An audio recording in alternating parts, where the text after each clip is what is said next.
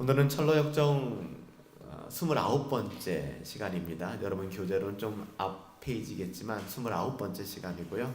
지난 시간에 이어서 사망의 음침한 골짜기, 우리가 이 영역을 함께 살펴보도록 합니다. 제가 말씀한 구절 먼저 읽어드리죠. 시편 23편 4절 말씀입니다. 제가 읽어드립니다. 내가 사망의 음침한 골짜기로 다닐지라도 해를 두려워하지 않을 것은 주께서 나와 함께 하심이라. 주의 지팡이와 막대기가 나를 안위하시나이다. 아멘.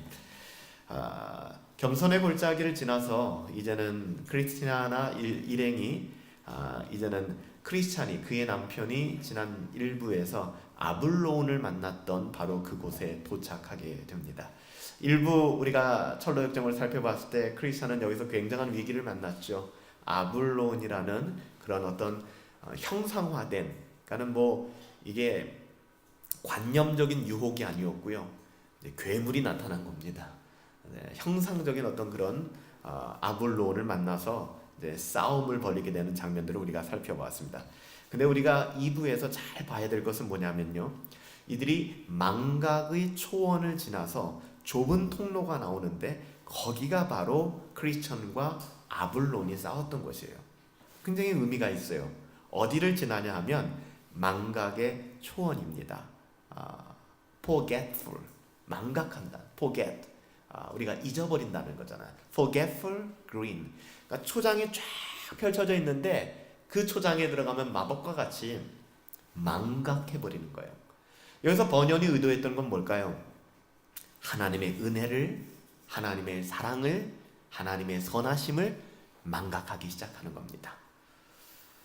인간이, 신자가 하나님의 은혜와 하나님의 사랑과 하나님의 선하심을 망각하면 바로 그 자리가 아볼론과 만나는 자리가 되며 바로 그 자리가 사망의 음침한 골짜기가 되는 거예요. 여러분, 우리는 사망의 음침한 골짜기에 들어가지 않을 수도 있습니다. 사망의 음침한 골짜기를 우리 인생에서 지워버릴 수도 있습니다. 유일한 길이 있다면 단순합니다. 잊지 마셔야 합니다. 하나님의 은혜와 하나님의 사랑과 하나님의 선하심, 이것을 붙드는 한 신자는 절대 사망의 음침한 골짜기를 걷지 않습니다. 사망의 음침한 골짜기라는 것은 환경과 보이는 상황이 아니에요. 그의 내면의 세계입니다. 환경과 상황은 바뀌지 않아요. 그럼에도 불구하고 하나님의 은혜와 하나님의 사랑과 하나님의 선하심을 바라보는 사람들은 늘 언제나 주님이 주시는 놀라운 평안을 누리게 되는 것이죠.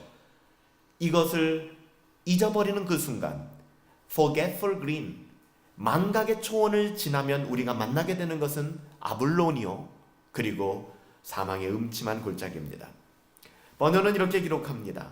하나님의 은혜를 망각하면서 미끄러지기 시작하면. 그래서 성경은 누누이 강조하는 것이 너희가 섰다 생각하면 넘어질까 조심하라 경고하는데요. 이 말은 이만하면 괜찮아, 우리가 안정감을 누리기 시작하고 우리의 삶에 안정감을 누리기 시작하고 신앙에 있어서 자족하기 시작하는 그 순간부터 요 정도만 나는 해도 괜찮아. 제가 여러 번 말씀드렸지만 우리가 이 땅에 그 모든 것은 자족해야 합니다. 하나님이 주신 것이기 때문에. 그렇지만 우리가 유일하게 불만족스러워해야 하고 누누이 우리가 추구해야 될 것이 있다면 하나님의 은혜와 하나님을 더 알아가는 거예요. 근데 어느 한순간 나는 이만하면 됐어 라고 물러서는 그 순간부터, 은혜를 망각하고 선줄로 생각한 그 순간부터 나는 기도하지 않아도, 나는 말씀 보지 않아도, 내가 초신자 시절에 그렇게 갈망하며 하나님 앞에 나왔던 태도들을 취하지 않아도 나는 괜찮아 하는 그 순간부터 그 사람은 미끄러지기 시작합니다. 그리고 망각의 초원을 지나게 되죠. 거기는 바로 아블론이 있는 곳이며 사망의 음침한 골짜기입니다. 여기는 그냥 가만히 머물러 있을 수 있는 곳이 아니에요. 여러분, 사망의 음침한 골짜기에 지금 들어와 계신 분들이 계신다면 피 흘리기까지 싸우셔야지 어떻게 좀 되겠지, 지나가겠지 라고 생각해서는 여러분의 영혼이 더 치명적으로 상처를 받게 됩니다. 여러분, 사망의 음침한 골짜기는 치열한 싸움이 있는 곳입니다. 그냥 괜찮아 하고 현상 유지만 되는 곳이 아니에요. 정작 싸우지 않고도 지날 수 있었음에도 불구하고 우리는 하나님의 은혜를 망각하고 하나님의 사랑을 망각하고 하나님의 선하심을 망각하는 그 순간부터 우리는 영적인 싸움터에 내던져지게 되는 것입니다. 은혜를 망각하면 영적인 싸움터로 빨려 들어가게 돼요. 블랙홀입니다, 여러분들. 하나님의 은혜와 사랑과 선하심을 한번 잊어보세요. 그 사람은 마치 무슨 공기청정기가, 청소기가, 진공청소기가, 백큐클리너가 끌어당기듯이 그 사람을 확 끌어당길 거예요. 어디로요? 사망의 음침한 골짜기로. 그때부터는 우리는 부정적인 생각을 할 수밖에 없고 신앙의 씨름들이 다가오기 시작하는 거예요. 여러분 생각해 보세요. 내게 은혜가 있을 때, 늘 은혜가 있지만 그 은혜가 내게 잊혀지지 않을 때, 하나님의 사랑이 내게서 잊혀지지 않을 때, 하나님의 선하심이 내 눈에 바라보여질 때 우리는 결코 불평하지 않습니다. 우리는 결코 씨름하지 않습니다. 그때는 누리며 살아가게 되죠. 여러분, 은혜를 잊고 사는 것만큼 신자들에게 치명적인 일은 없습니다. 이 전투는 아주 치명적인 전투예요. 아볼론과의 전투로 번연은 이것을 알레고리컬하게 비유로 빗대가지고 설명을 하고 있습니다. 여러분, 겸손과 교만 사이, 여러분 지금 겸손의 골짜기를 지났거든요. 겸손의 골짜기를 지난 지 얼마나 됐다고 그들이 망각의 숲을 지나가지고 바로 사망의 음침한 골짜기로 떨어져 버리는 거예요. 여러분 잘 기억하십시오. 겸손하지 않으면 교만하게 되고, 그러니까 겸손해야 합니다. 겸손하지 않으면 교만해지는 거예요. 교만하지 않은 것이 아니라, 교만하지 않은 영역이 있는 것이 아니라 겸손하지 않으면 그 모든 게 교만한 거예요. 나는 교만하지 않아가 아니라 겸손하지 않으면 모든 것이 교만한 겁니다. 그리고 자족하지 못하면 그 모든 것은 불만족이에요. 여러분 요 사이에 바로 사망의 음침한 골짜기가 있는 것입니다. 사망의 음침한 골짜기를 지나면서 크리스티아나 일행은 아주 치열한 전쟁, 여기는 크리스찬만 지나간 것이 아니라 철로 역정은 뭡니까? 필그림 프로세스. 모든 구도자들, 하나님을 찾는 신자들이 가는 길이거든요. 수많은 사람들이 이 길을 통과했을 것입니다. 수많은 전쟁이 있고 전투가 있었을 거예요. 그 전투의 흔적들이 남아 있는 거예요.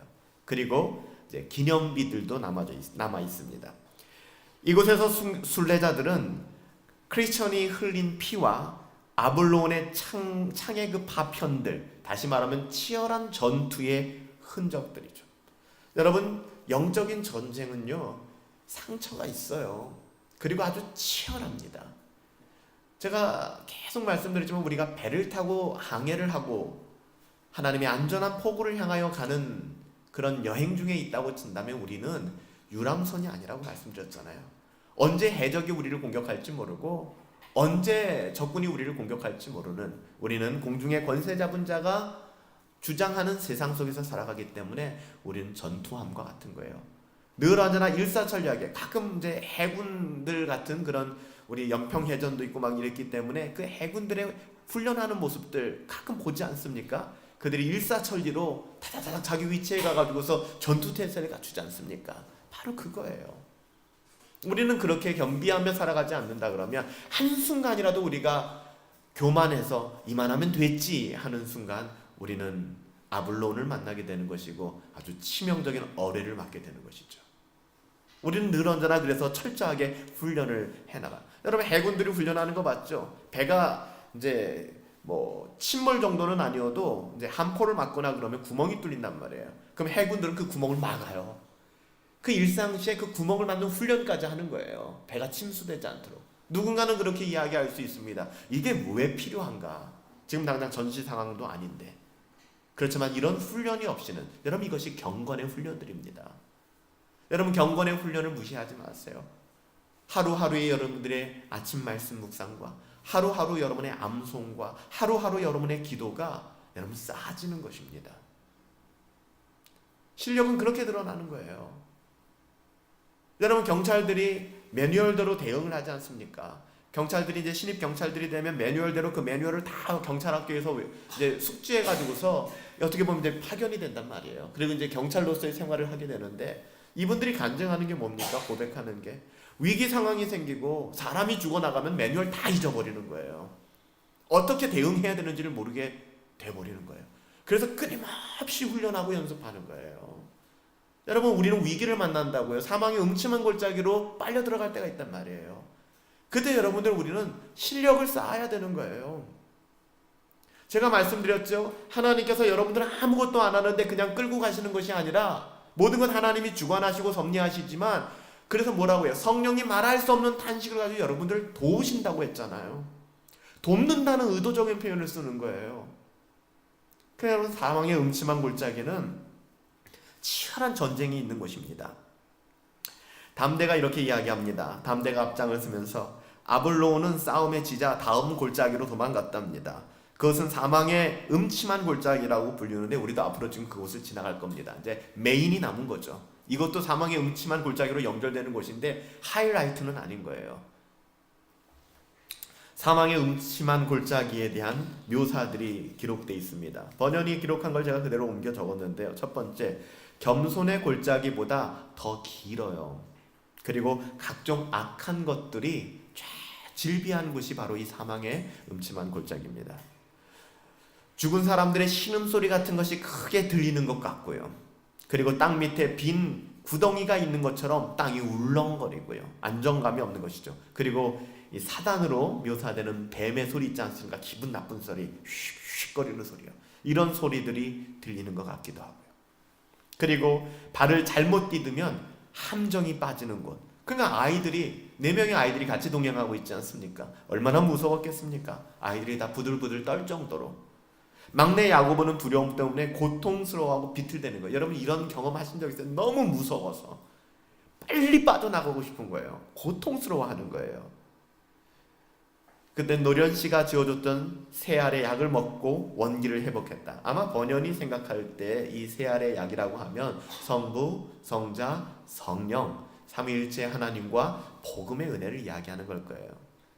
그러니까 여러분, 우리가 그런 극한 두려움과 극한 어려움 속에서 벗어날 수 유일한 근거는 여러분 복음밖에는 없습니다. 사망의 음침한 골짜기에서 이길 수 있는 힘은 오직 은혜의 복음 안에 들어오는 것밖에는 없어요. 악귀와 사자들을 만납니다. 멀지 않은 곳. 여러분들, 번연이 멀지 않은 곳이라고 표현하는 것은요, 사단의 시험은 결코 멀리 있는 것이 아닙니다. 가까운 곳에 있습니다. 가까운 곳에서 계속해서 우리를 공격하는 거예요. 여러분들, 우리의 가정, 심지어는 내 자신, 아니면 너무나도 의지했던 친구, 이런 영역들 안에서, 그러니까 여러분, 영적인 전쟁은 결코 멀리 있는 게 아니에요. 여러분, 우리가 저 멀리 있는 누군가와 싸우는 것이 아니라 하루하루 내 자신과 내 자아와 싸우는 것이고요. 하루하루 내 가정에서 영적인 전쟁이 있는 것이고요. 그 시험들이 있는 것이죠. 멀지 않은 것, 우리들의 삶 속에 사단의 시험이 있습니다. 계속해서 다가오는 것이죠. 담대는 아이들을 자기 뒤로 돌려 세우면서 악귀를 막으려고 합니다. 이것도 굉장히 아름다운 일이에요. 여러분, 이것은 뭐예요? 신앙생활을 하는 데 있어서 각 가정에서도 물론 부모님이 계시고 여러 가지 가정의 서열이 있을 수 있겠지만, 세상적인 인간적인 가정의 서열이 아니라 영적인 서열로 여러분들 바라보실 필요가 있는 거예요. 이 가운데에는 여러분들이 자녀이지만 영적인 아비가 되시는 분들도 계세요. 육체적으로는 자녀이지만. 여러분, 여기서 우리가 보는 것은요, 든든한 믿음의 어른들, 장성한 믿음을 가지고 있는 사람들이 연약한 사람들을 보호해 주어야 된다는 것을 보여주는 겁니다. 여러분, 교회는 이렇게 경건한 믿음의 사람들이 있어야 해요. 나이와 상관없이 경건한 믿음의 어른들이 있어야 합니다. 이분들이 자리를 지켜주셔야 돼요. 그때 이 교회 공동체, 광야교회도 이 사망의 음침한 골짜기를 통과할 때 안정감 있게 통과하는 것입니다. 누구나 다 뒤에 숨으려고 하고, 내가 왜 이 화살을 다 맞아야 하며, 내가 왜 참아야 하고 라고 이야기한다면, 그런 사람들로만 가득한다면 그냥 교회는 영적인 타가수가 될 겁니다. 얼마나 정신이 없을까요? 누군가는 앞에 서서 아이들을 보호해주고, 누군가는 참아주고 격려해주고 세워주고. 여러분, 이렇게 교회가 세워지고 믿음의 공동체가 세워질 때 사단은 떠나가게 되는 것입니다. 악귀는 담대를 만나자, 이런 믿음의 장성한 사람들, 믿음의 어른들을 만나자 모든 사람들의 시야에서 사라져버렸습니다. 그 영향력을 거두는 거예요. 저는 우리 분당 허브교회 가운데에도 사단의 수많은 시험들이 있지만 내가 말을 하지 못해서 말을 안 하는 것이 아니라, 나는 성질이 없어서 참는 것이 아니라 하나님을 사랑하기 때문에 그 마음을 가지고 누군가를 섬기고 침묵하며 기도할 수 있는 사람들, 여러분 그때 사단이 발붙일 곳이 없게 되는 것입니다. 교회에 시험거리가 없게 되어지는 거예요. 그래서 야고보서 4장 7절에 보면 뭐라고 얘기합니까? 마귀를 대적하라. 그리하면 너희를 피하리라. 사단의 권세는 여러분 피하는 게 아닙니다. 우리 가운데도 혹시 이거는 시험거리인데, 사단의 공격인데, 여러분 이거 피하지 마세요. 두 눈 부릅뜨고 마주대해야 합니다. 힘들고 어려운 거 알아요. 그렇지만 성경이 그렇게 우리에게 권면합니다. 그러나 중요한 것, 나의 어떠함으로 도끼 눈을 뜨고서 부릅뜨고 바라보라는, 나의 어떠함을 가지고 서는 것이 아니라 오직 복음의 가치를 드러내는 믿음으로 이 사단의 세력을 대적해야 되는 거예요. 나의 인격, 나의 참을성, 참을 일자를 써보자, 아니에요. 여러분들 언젠간 터지게 되어 있습니다. 이거는 하나님의 은혜 안에 서서 경건함을 가지고 이 일들을 행해야 되는 것이죠. 순례자들이 이렇게 통과하고 있는 과정들을 그리고 있지 않습니까? 뒤에는 공허한 포효 소리를 내면서 그냥 으렁거리는 거예요. 가끔 뭐 전설의 고향 이런 거 보면 이제 밤이 되면 막 늑대가 울고 여우가 울고 막 그러잖아요. 좀 무섭지 않습니까? 그런 분위기예요. 그렇게 조금씩 다가오는 이제 사자 같은 짐승.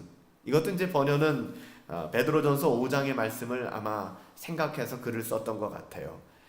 그래서 담대는 순례자의 뒤로 가서 이제 싸울 태세를 갖는 거예요. 뒤에서 으르렁거리면서 이제 다가오는 것이 느껴지니까.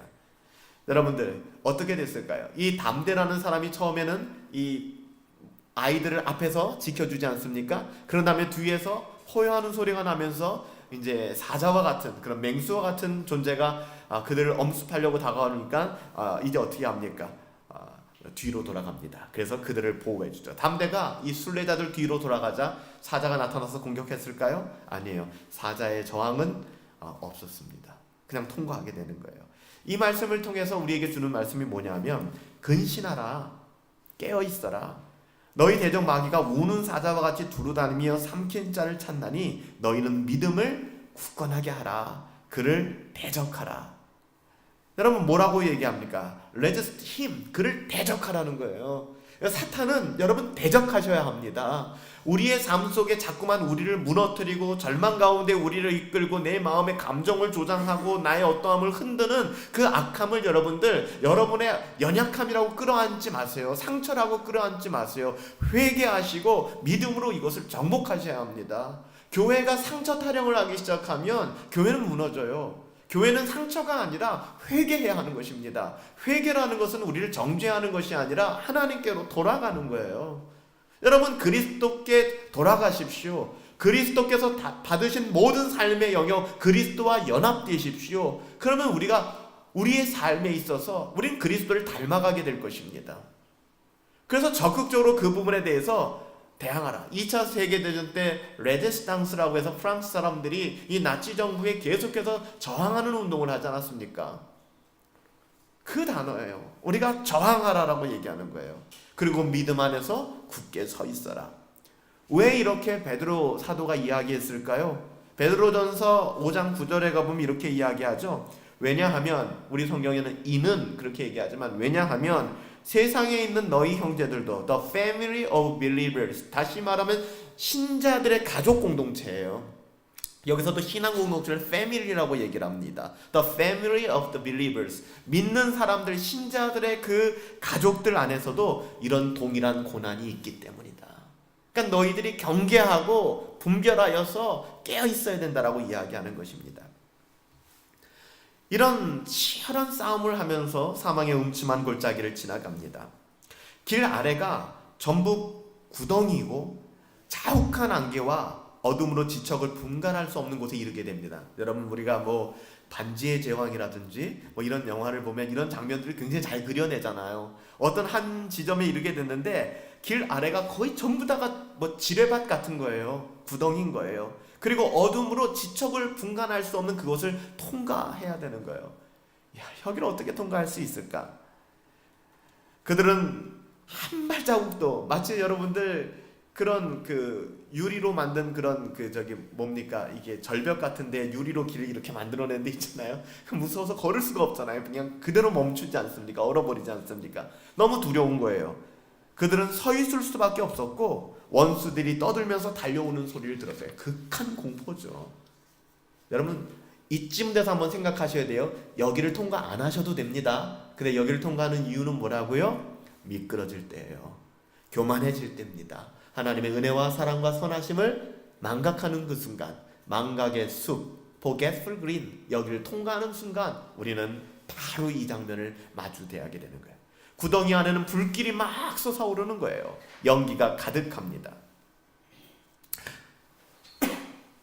담대가 이렇게 이야기합니다. 이사야 50장 10절 말씀인데요. 너희 중에 여호와를 경외하며 그 종의 목소리를 청종하는 자가 누구냐? 다시 말하면 여호와를 정말로 두려워하며 그의 종의 목소리를 청종하였더라면 이 지경에 놓이지 않는 거예요. 지금 흑암 중에 행하여 너희들이 walks in the dark, 어둠 속을 걷고 있고, 그리고 그렇기 때문에 has no light, 빛이 없는 거예요. 그러니까는 빛 대신 주님을 스스로 거절하고 돌아섰기 때문에 그들은 어둠 속을 걷게 되었고 빛이 없는 자입니다. 그러니까 너희 중에 여호와를 경외하며 그 종의 목소리를 청종하는 자가 누구니? 라고 이사야가 묻는 것은 이건 수사 의문문이거든요. 없다는 거예요. 이스라엘 백성들아, 너희 중에 여호와를 진짜 두려워하는 사람들이 있니? 그 종의 목소리, 선지자들의 목소리를 정말로 주의 깊게 듣는 사람들이 있니? 내가 볼 때는 없다 라고 얘기하는 거죠. 그러면서 이렇게 얘기하는 거죠. 너희는 흑암을 걷는 사람들이다. 그렇기 때문에 빛을 소유한 적도 없고 너희들에게 빛이 없다. 그렇다 할지라도 뭐라고 얘기하냐면 여호와의 이름을 의뢰하며 자기의 하나님, 그러니까 누구의 하나님이 아니라 나의 하나님. 여러분 우리의 신앙은 나의 하나님이에요. 나의 하나님, 누구의 하나님이 아닌 거예요. 나의 하나님, 그 하나님께 의지할지어다. 이것이 여러분 사망의 음침한 골짜기를 다닐 수밖에 없고 그 길로 떨어진 영혼들에게 하나님이 주신 말씀이에요. 여호와의 이름을 의뢰하십시오. 그리고 누구의 하나님이요? 나의 하나님. 그러니까 다른 누구의 하나님이 아닌 거예요. 나의 하나님, 자기의 하나님을 의지할지어다. 순례자들은 울며 빛을 주사 어둠이 물러가기를 기도했습니다. 잘 보세요. 이거 어떻게 하면 이 사망의 음침한 골짜기를 벗어나지? 어둠이 짙었고 안개가 자욱하고 밑에는 부글부글 끓는 수많은 구덩이들이 있고 한 발자국이라도 내 의지와 내 힘과 내 선택으로 내딛었다가는 우리는 그 구덩이에 빠져버릴 것 같은 거예요. 여러분 그 순간 멈추세요. 그리고 우리는 하나님 앞에 기도해야 합니다. 뭐라고 기도합니까? 하나님 빛을 주십시오. 그래요. 빛만 비추면 통과할 수 있단 말입니다. 어두워진 거예요. 우리의 눈이. 그러니까 안 보이는 거예요. 분별이 안 되는 것입니다. 어디가 구덩인지. 여러분 우리 앞에 빛이 쫙. 주의 말씀은 내 발의 등이요 내 길의 빛이니이다. 여러분 하나님의 말씀이 내 속에 다가오는 순간 답이 보입니다. 길이 보입니다. 우리가 통과할 수 있는 거예요. 여러분 그들이 뭔가 앞서서 자기들의 어떠함으로 계획하고 고안해서 이 길을 통과하지 않습니다. 그들은 그 자리에 멈춰서 기도하기 시작합니다. 하나님 빛을 주십시오. 그래서 제가 여러분들께 부탁드리는 거예요. 힘들 때 있어요. 어려울 때 있어요. 그냥 아무 말 하지 마시고 하나님 내게 은혜를 주세요. 그렇게 기도하세요. 그냥 다른 기도 다 다른 기도 다 거치장스러워요. 사치스러워요. 한 가지, 하나님 나를 불쌍히 여기시고 내게 은혜를 비추어 주세요. 내가 은혜가 없는 사람이 아닌데 은혜가 내게 작동되지가 않아요. 하나님 나 좀 도와주세요. 겸손해지는 것입니다. 겸손한 분은 이 기도가 가능해져요. 내가 은혜를 안 받은 것이 아니라 받은 은혜가 내 안에서 작동하지가 않아요. 왜 작동하지 않아요? 교만이라는 이물질들이 가득 찼기 때문입니다. 그래서 이것이 작동하지 않는 거예요.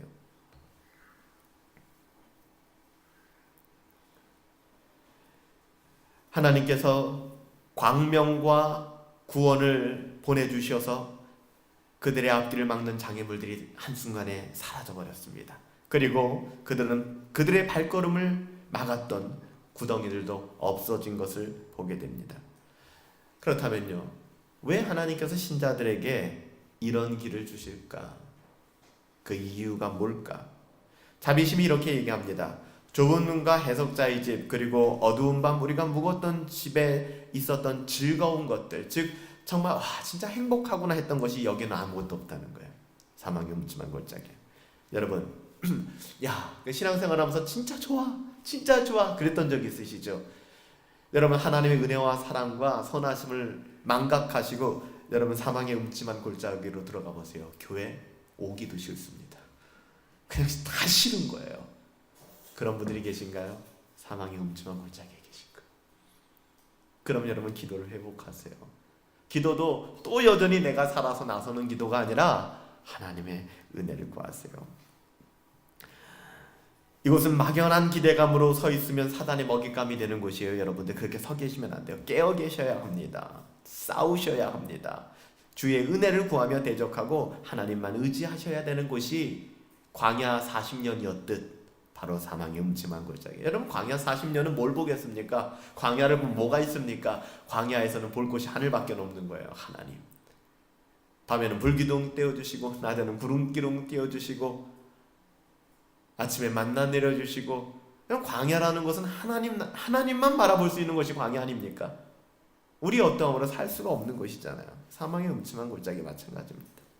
여러분, 이스라엘 백성이 광야 40년 사망의 음침한 골짜기로 들어간 이유도 뭡니까? 교만함이었잖아요. 교만함. 미끄러진 거 아닙니까?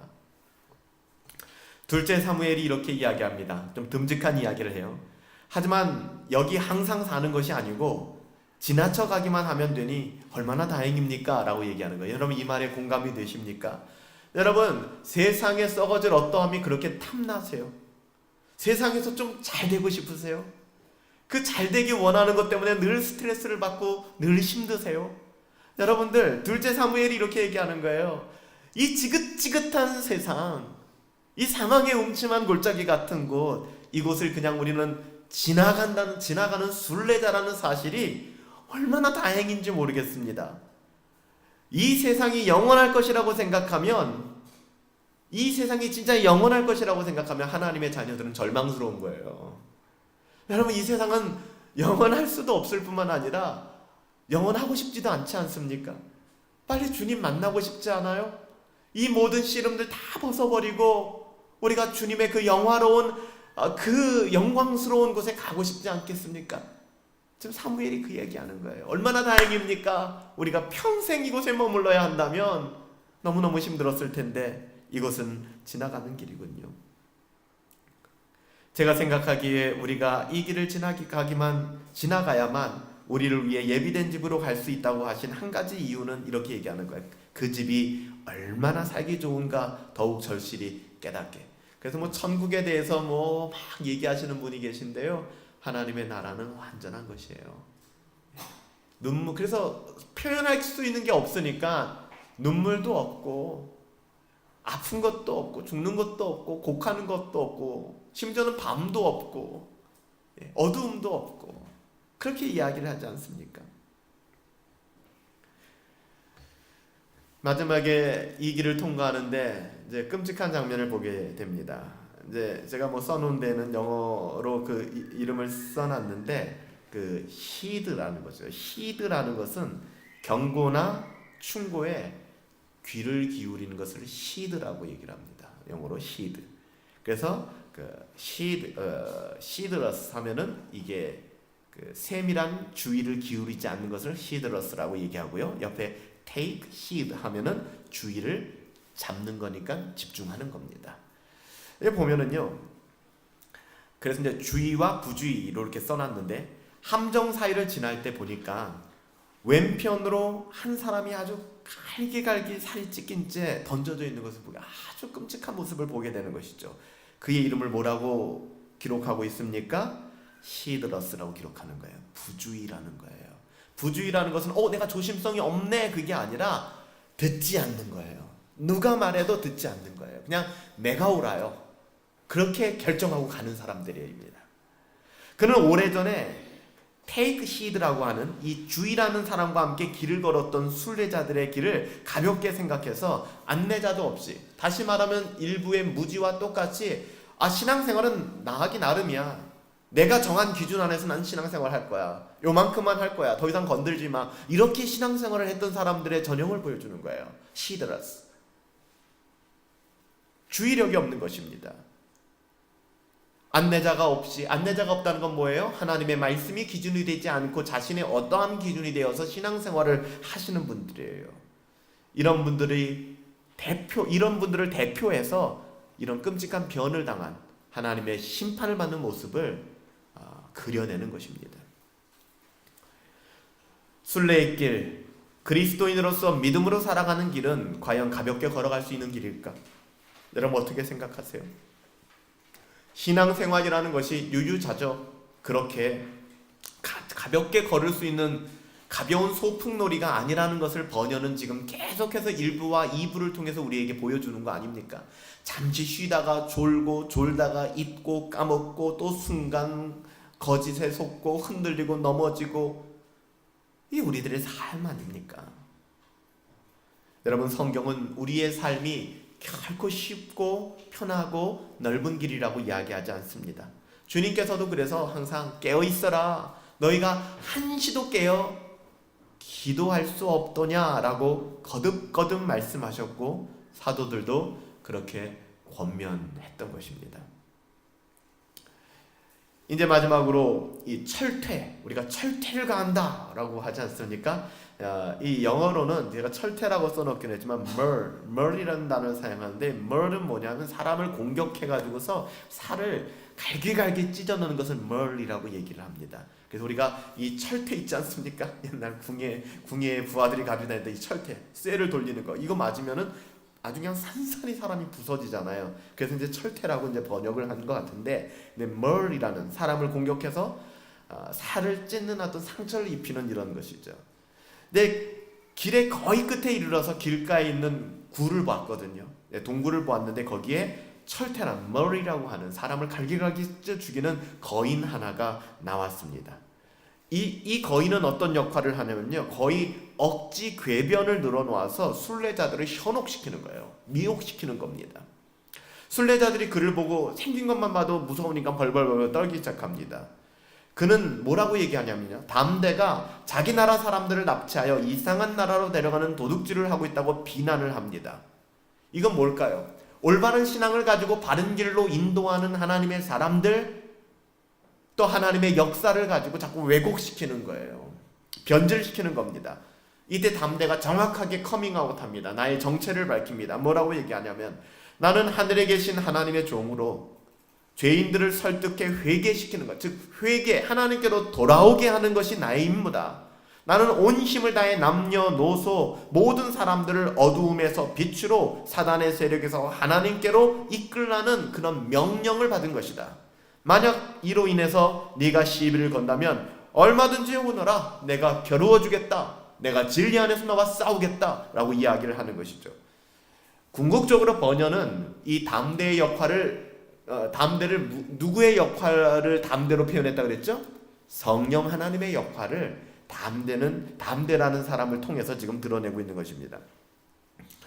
존 버년은 순례자들의 순례길에 동행하면서 그들을 돕는 담대를 통해서 시시때때로 사람의 어떠함이 아니라 성령 하나님께서 우리를 도우시며 인도하신다는 사실을 정확하게 계속해서 강조하고 있는 것입니다. 사도행전 26장 18절에 가보면, 그 눈을 뜨게 하여 어두움에서 빛으로, 사단의 권세에서 하나님께로 돌아오게 하고 죄사함과 나를 믿어 거룩하게 된 무리 가운데에서 기업을 얻게 하리라 하더라. 담대의 문제가, 담대가 일부에는 등장하지 않는단 말이에요. 그래서 번연이 2부까지 쓰면서 이 부분을 자꾸만 드러내는 것은 철로 역정을 하는 데 있어서 성령 하나님, 성령님의 역할이 절대적으로 중요하다는 것을 번연은 강조하고 싶었던 것입니다. 담대는 철봉을 가지고 와서 공격하는 거인 철퇴와 맞서서 칼을 뽑아 싸웠습니다. 당연하죠. 담대가 승리했습니다. 한참을 싸운 결과 결국 진리가 이기는 겁니다. 의가 이기는 것입니다. 사단의 권세는, 마귀의 권세는 하나님의 카운트 파트너가 되지 못합니다. 절대로 될 수가 없는 거예요. 결국엔 철퇴를 이기게 되고 이 고대의 전쟁 방식처럼 그의 머리를 잘라서 이제 효수하게 됩니다. 순례자들은 그 모습을 바라보며 어떻게 보면 사단의 권세가 깨어진 거잖아요. 뱀은 여인의 후손의 발뒤꿈치를 상하게 만들었지만 여인의 후손은 뱀의 머리를 박살을 내버리는 거죠. 승리를 주는 거 아닙니까? 순례자들은 드디어 수많은 이 사망의 음침한 골짜기를 지났지만 그 안에서 기뻐하며 즐거워하며 하나님 앞에 영광을 돌리게 되는 거예요. 우리가 지난 시간 겸손의 골짜기에서 망각의 숲을 지나서 이제는 사망의 음침한 골짜기까지. 그럼에도 불구하고 사랑하는 여러분들, 두려워하지 마십시오. 우리가 시편 23편 말씀 읽었던 것처럼 내가 사망의 음침한 골짜기를 다닐지라도 그 어떠한 해로움을 걱정하지 않습니다. 왜냐하면 주의 지팡이와 막대기가 담대함같이 우리를 지키고 인도하고 선한 길로 끌어주기 때문입니다. 사랑하는 여러분들, 망각의 숲으로 들어가지 마세요. 늘 언제나 하나님의 은혜를 꺼집어내십시오. 그리고 늘 언제나 하나님의 사랑을 잊지 마십시오. 그리고 늘 언제나 하나님의 선하심을 바라보십시오.